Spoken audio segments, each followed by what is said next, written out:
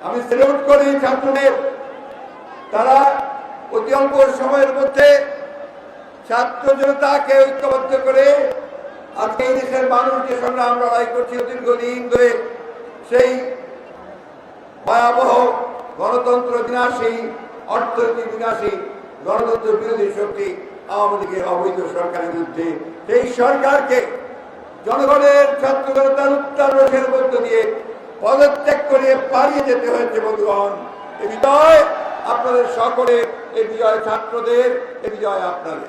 এখন যে সমস্যা, সেই সমস্যা বিজয় অর্জিত হয়েছে, কিন্তু এই বিজয়কে সুসংগত করা, এটাই হচ্ছে এখনকার কাজ।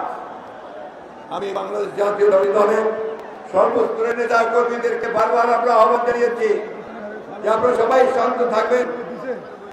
চক্রান্তকারীরা নতুন করে চক্রান্ত শুরু করতে পারে, তারা এই বিজয়কে ছিনিয়ে নিতে পারে চক্রান্তের মধ্য দিয়ে, সেই সুযোগ যেন তাদেরকে আমরা না দিই। যারা আজকে বিভিন্ন এলাকায়, বিভিন্ন শহরে বন্দরে যারা ভাঙচুর করছে, লুটপাট করছে, তারা কেউ আমাদের দলের লোক নয়, তারা কেউ এই সংগ্রামের ছাত্র দলের কেউ না, ছাত্রদের কেউ না। তারা দুর্বৃত্ত, দুষ্কৃতিকারী এবং তাদেরই লোক যারা এই দেশে গণতন্ত্রকে ধ্বংস করতে চায়। এখন যে কাজ, এই কাজটি সবচেয়ে কঠিন কাজ। সেই কাজ হচ্ছে এই বিজয়কে সুসংহত করা, গণতন্ত্রের উত্তরণকে সঠিকভাবে এগিয়ে নিয়ে যাওয়া।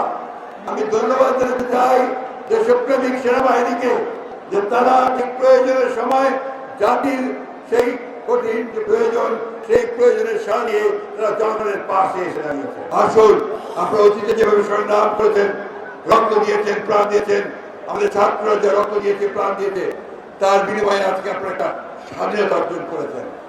পালিয়ে গেছে স্বৈরাচার, স্বৈরাচার পালিয়ে গেছে।